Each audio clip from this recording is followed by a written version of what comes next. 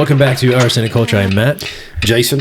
And Jeff. And taking a slight departure, we are pitting the best values in bourbon against each other. This is the Battle of Heaven Hill.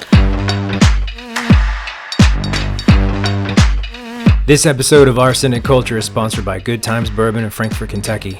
Jimmy and Nick at Good Times are putting out some of the most creative and balanced whiskey since 2020.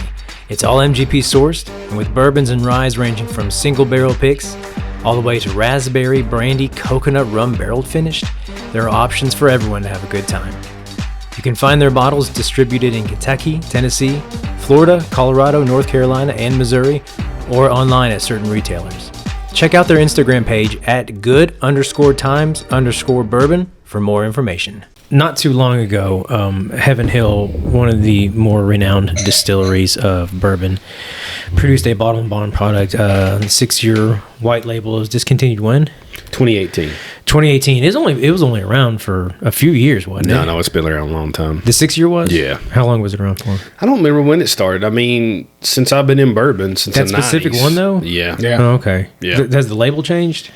No. You'd find it on the bottom shelf. So this was a bottom shelf bourbon, and then what you're seeing now, you'll see sometimes is the 6-year that's 90 proof. Right. Yeah. So it's not balled and bond. Balled and bond's 100 proof. Yeah. So that's the difference. Yeah, and that was discontinued not too long ago. But you could only get that one in Kentucky, and most people you talk to would say it is one of the best. It was like $11. Yeah. Yeah, something like that. Yeah, $13, something like this. And then this other one, this new bottle and bond, newish bottle and bond from Heaven Hill, you can't get in Kentucky, coincidentally, ironically, I guess. It is got a decent footprint, but where is that one distributed at? So it's actually in, I think, 7 states, 7 or 8. It's California, Texas, New York, Georgia, Florida, Illinois, South Carolina, and Colorado. But I never see it in those states. Yeah, but you know what the problem it's is? Allocated. This is why it's anti-Kentucky. See, it has a little book on it. We can't read. Right, that's right. They're saying because people in Kentucky can't read, so there's a little book on it. For all your hate of Arsenic Culture, just direct that at Jeff. I'm not saying that. I'm just saying, look at there's a book. It's not distributed here. That sounds like racism. Whatevs. Yeah. Well, the white label has been hailed as something great, so it'd be really nice to see how this other one compares. Now, this blue label is 7-year as opposed to the 6-year, correct? Correct. Okay. So if you look at the 6-year, I mean, this bottle is renowned. I mean, people know this bottle if you know bourbon and stuff, but what we used to do this bottle, I mean, it's mixing with L8. You know what I mean? So it was a bottom shelf. That's Hold 100 proof. on, back up. Yeah. Tell everybody what L8 is. Oh, if you don't know what L8 is, so get ready. I mean, it's kind of like a ginger ale, except it's like ginger ale mixed with Mountain Dew. Like it is a great mixer. It made here in Kentucky, Winchester, Kentucky. Yeah. And if you want to send us free shit, L8, I mean, we'll take it. We'll this take is it. actually a local soda. Yeah. And you're going to get. I had family that moved off to North Carolina years ago, and they would have people just ship them like crates of L8. Yeah. If you make a slush like that shaved ice with this and L8, so good. It used to be so good. Yeah. So let's talk a little bit bottled and bond. So Jeff, do you know what bottled and bond means? So it's not James Bond, obviously. It is not shaken, not stirred. Nope, not shaken. So they state you cannot. It's not a blend. Okay, and it's got that's true. It's got this seal on it. That it does have a seal, and someone has to come around and inspect it and make sure the seal hasn't been broken. Yeah, Inspector Gadget. Inspector Gadget comes around. Okay, and doing great so far. So let's go even. Let's go even further back. So why was the Bottled and Bond Act created? Taxes. You think it's just taxes? Matt, do you have any guess on that one? To sell bourbon. Okay, so quality control. Quality control. So we've talked in nobody peed in it because the seal's not broken. Nobody peed in this one. That's true. So the reason this was created and the Bottled and Bond Act was made in 1897. I was 32. Yeah, I think 35, but 35. I mean, 32, 35. Jeff's a vampire, if you don't know. He's eternal. So from this one, what happened was they were putting all kinds of additives in there, and some of the additives were caramel color. Okay, that makes no sense. I mean, it's fine, right? That's not, it's harmless. What about wood chips? No, that's harmless, right? What about formaldehyde? that is not harmless. So, Americans are really good at not poisoning each other. but not before the Bald and Bond Act. They were. They were actually pretty good at poisoning each other. So that's why snake oil. It'll kill your ills. It's made of formaldehyde. Created for quality. Okay, so what is that's Bald what I and meant by the Bond? seal. Like you couldn't put anything else. It's that it's just the bourbon that's in there. Sure. So on this one here, it has to be aged at least 4 years. It's always bottled in 100 proof, not over, not under. It has to be made by one distiller at one distillery in one season. Okay. So it can't be blended, like Jeff said. And then it has to be aged in a bonded warehouse. So tax man, looking at it that way. So Bald and Bond was quality, at least 4 years. And then here's what made this Heaven Hill so much of a bargain is this one's 6 years, right? So 6 years old, yeah. Exactly. So cheaper. And if you look at bourbon now, roughly if you're buying bourbon that's aged, you're probably going to spend $10 or more per year aged. So based on that, Jeff, I'm going to help you with some math here. I'm going to quiz you. Based on that, Carry the two. what would this 6 year bourbon should be priced at? I need to do some fractions. You do. Divide, carry the one. Carry the two. Long division. It goes in 6. There's an algorithm here. Let's see, 5 times 10 is what was the question again? Exactly. So based on $10, so it's about. I mean, if it's 6 years, it used to go for about $11, $12. So you're talking about $2. well, we're not talking about what we used to, but if you base it on today, it's $10 per year, so roughly. $60. $60. Right. This was about 10. Yeah, 10, 11 So bucks. $10 to $15 when it was around. They discontinued this in 2018. Bastards. I'm just saying that online. Right. But what they did is they brought it back the next year. And they brought it back at 7-year-old. That there bottle's pretty. Which is the same recipe. Everything's the same. 1 year older. It sounds great, right? Except instead of $10, $15, it's $40. It's that is a stark difference. Dude. Capitalism. I know, right? Like, right. And then what else? So this was only in Kentucky. We had it. It's 3 times the price and we can't buy it. And then this one's not in Kentucky Thanks, at all. Obama. Hell bummer. So I think we've all had this one at some point, but not just a mixer. It is pretty good. It's bottom shelf. But honestly, I would really drink it want with to try ice them when I was drinking. For sure. Yeah, I never mixed it. Oh, you quit drinking? No, when I would drink them, I still have a few bottles. But when I was drinking, when I quit drinking, You said when you were drinking. Don't you blast me in here? So let's hear the cork pop on this one. Oh, it's plastic. So. Very good. All right, get a little pour of this one. So this is a 6 year, 100 proof, bottled in Bond, Heaven and Hill. I said Heaven and Hill, but whatever. Heaven and Hill, the great country duo from the 80s. It's like Brooks and Dunn, right? Heaven and Hell. Where's bourbon in my truck and a woman in the back With their hit You heard of single, Boot Scootin' Boogie? My Wife is My Mama. My wife is my mom. And here's our 7 year.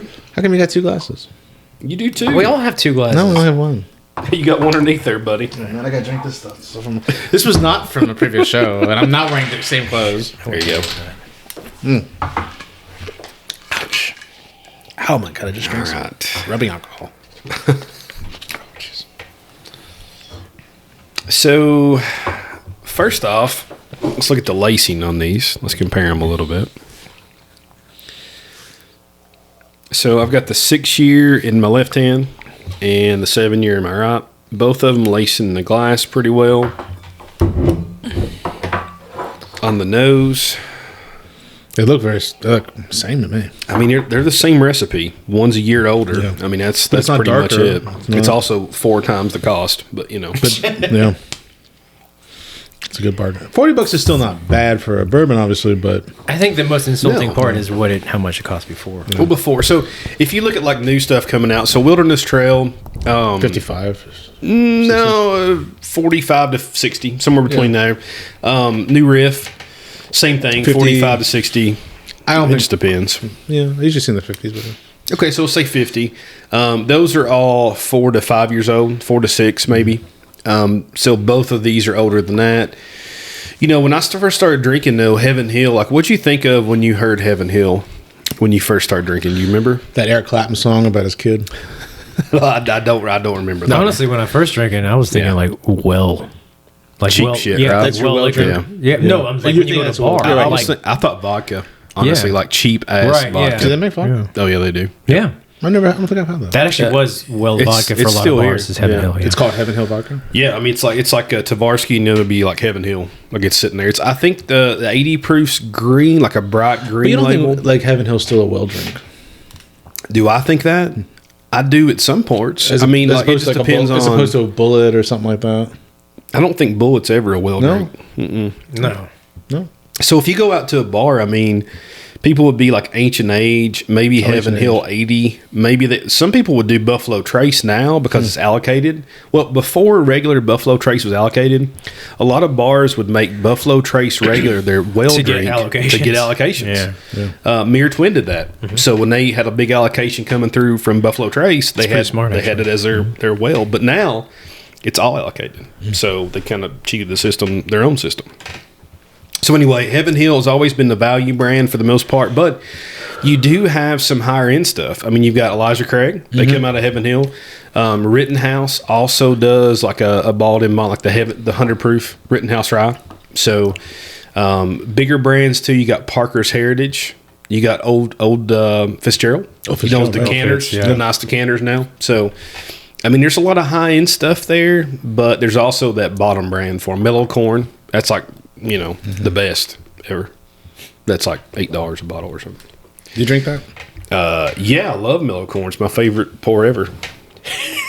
It's an inside joke. There'll be a few people get this. Anthony and Jade, you will get this. But, the joke is for me, any bourbon can win an award. Right. And here's why. Because Matt's Awards, I pay $50 to get in Matt's Awards, and I'm in my own category. Yeah, mattsawardsceremony.com. By the way, send me $500 per entry. Yep. Guarantee to gold. Again, these are both value pours. Can you tell a difference, Jeff? I cannot. Okay. Matt, can you tell a difference? I actually think I can a little bit. Okay. Like very, very little. I feel like I'm getting a little bit more, a little more sweetness out of the 7-year. Yeah, that's probably right. The newer one. I don't want to say it's more body. I think it's just like a little bit more texture, I guess, if that makes sense. Okay.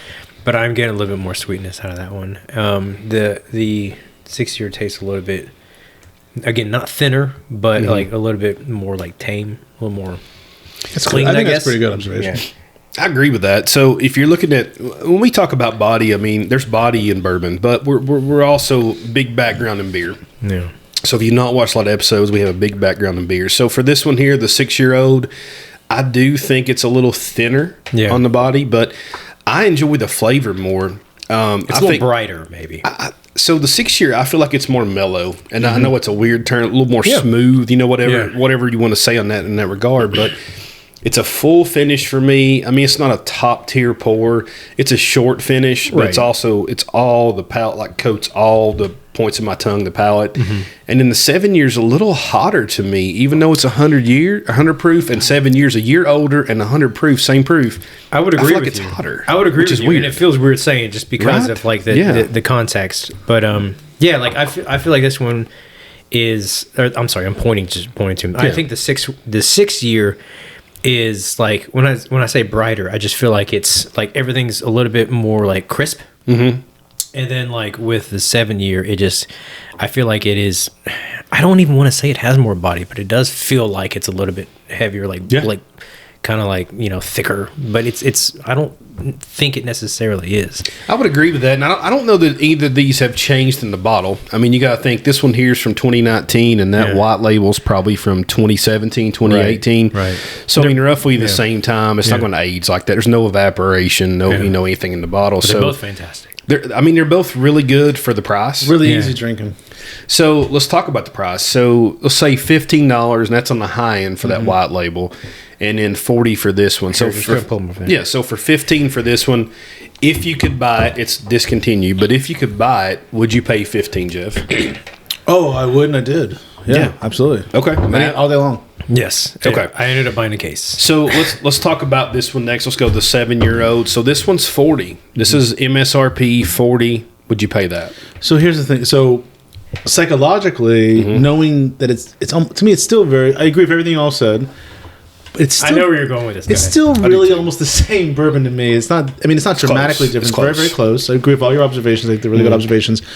If I didn't know that they had done that, and I saw that for 40, I buy bourbon normally in the 30 to 40 range anyways, so I would think it's fine. It's a little.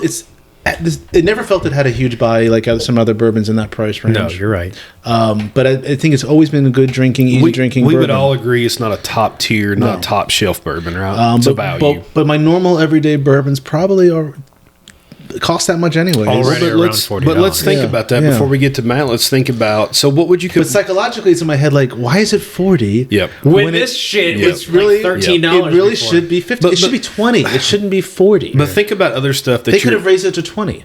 Correct. But think about other stuff you're talking about. It don't have to be the same brand or whatever, but what other things would you buy for $40 to $50?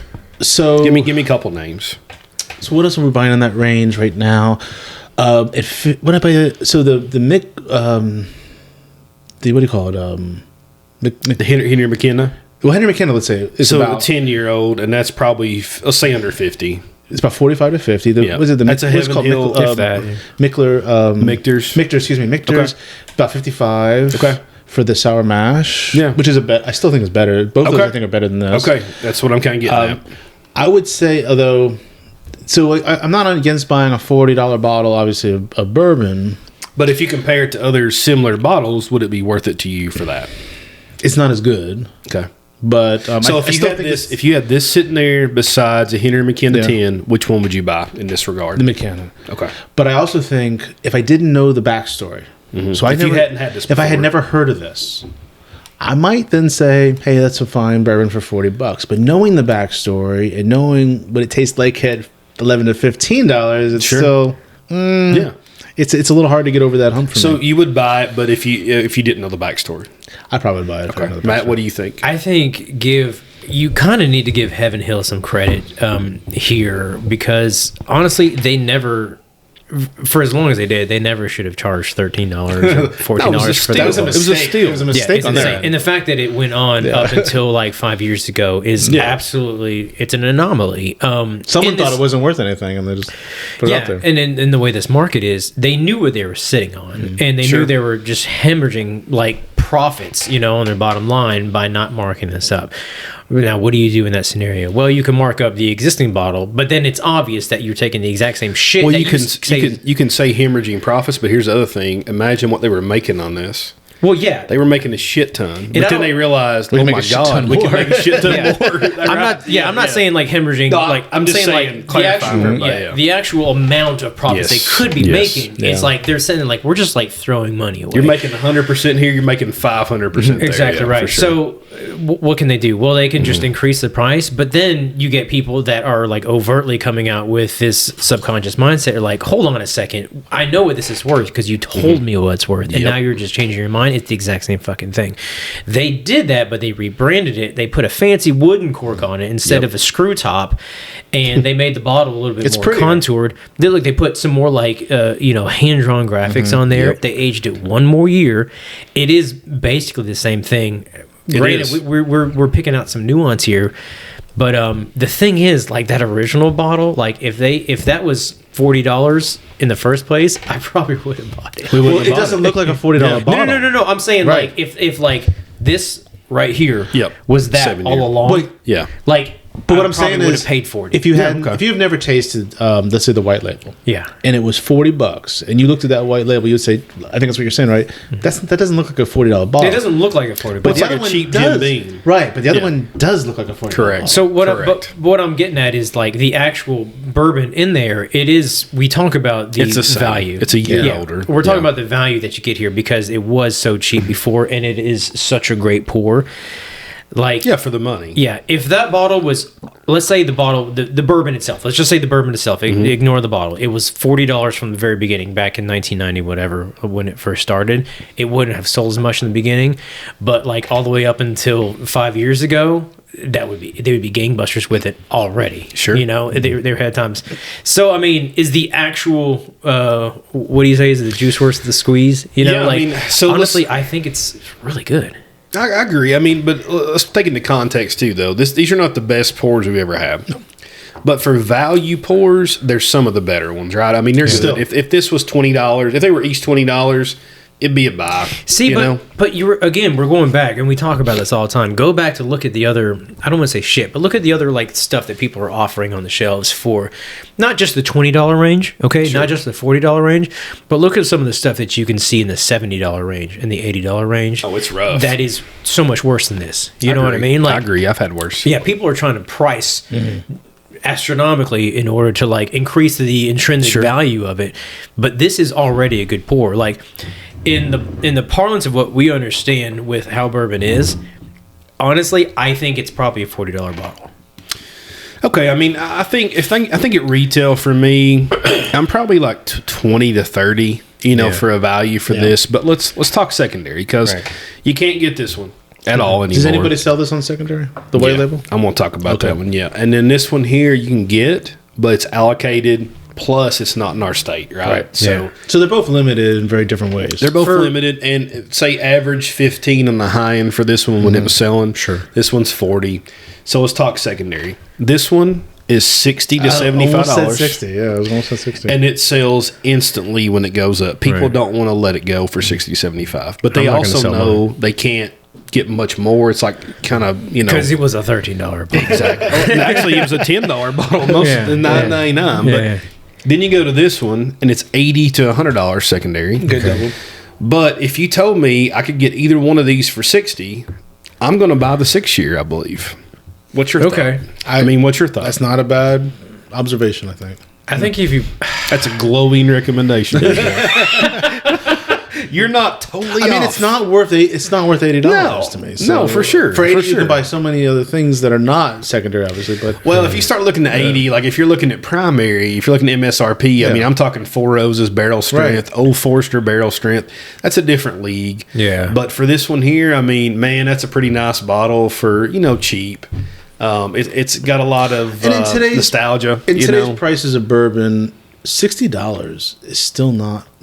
It's not high end anymore. So but if you can find MSRP, it is. I mean, if you can find some regular Buffalo Trace, is it better than this? It's 25. Okay, so regular. I would rather. So okay, it's also 90 proof, but still, it's not as. I mean, I know it's a big deal. The 90, the 100 for a lot of people. I don't know if it's as big a deal for me in most cases, but sometimes it's just what it tastes like. Yeah, I mean, I like Buffalo Trace. It's great for if you can find it here in Kentucky. It's about $25. Yeah, it's a great deal still. Yeah, but I mean, it's hard to compare it. So when I say that, like, I think it's already a $40 bottle of bourbon, I mean, I think that's on the high end. Like, if you're saying which one would you rather have for $60, I'd probably pass on both of them. Well, that's also, I mean, we talked about $10 a year. Right. I mean, if you say it's a $40 bottle, it's what, $6, $7 a year? Yeah. I mean, it's already, it's not expensive. Decent deal, yeah. So Henry McKenna at $50 is $5 a year. Yeah. So I mean, again, these are bottom shelf pours. We're not saying these are the best things you've ever had, but if you compare these two, my personal opinion, give me this one retail for sure if it was still made, and give me this one secondary if they're equal. I like this one a little better than this one. I don't know what it is. They should be exactly the same in all theories. This should be better as a year old, but I don't know that I get that taste. I think I like this one better. Now maybe that's in my mind. Yeah, but that's my thought. You put them side by side. We have picked out some of the new ones there. It's close. I think. So, I'm trying to get past my subconscious because I'm pushing towards something new. Yeah, this is my first time having the 7-year. Mine too. So I'm pushing towards that one, but I don't know. You know what I think? I wonder if someone who doesn't know the whole story, and you put these two in front of them. I'd love to see the blind on that. I think but they get to look at the bottles. They get to see the branding. I bet they take the new one over the old one just because of the branding. I think, and I'm not talking about a bourbon expert. I'm just talking about your average drinker. I think you're right. We'll pick the other one because it just looks prettier. Well, if you take the new bourbon drinker that started in the last 3 to 5 years, I mean, just looking at these bottles, you want this one, yeah, right? I mean, not even trying. I mean, whoever works in their marketing department made the right choice. Plastic versus cork, the booklet, the design, the cork. The booklet really pulls the whole outfit together. It does. Though. It's I don't know what's in that booklet. I haven't opened it. It's like a good purse, right? Yeah. But whenever you see of a bottle with something with a booklet attached, you know it has to be really Yeah, good because you're like, you have to read shit. while you're drinking. Yeah. You know? You'd be like, yeah, hey, It's Herschel, encouraging- that shit's high class. It's encouraging literacy. And I haven't read it. It's like 8 pages. I can't read What that is far. it? I don't What's in know. the booklet? It's talking about Heaven Hill Ball and Bond. Jeff. It's all wingdings. It's You know, not. I tell you what, I like you, Jeff. You can have that book. It says 40 years ago today. So we think if you can have It's a the comic chance, book. if you have the chance to get either one, we think they're both pretty good values They're at fucking MSRP. winners, yeah. So give it a shot, and then if you find this one discontinued, buy all you can. Yeah, good luck.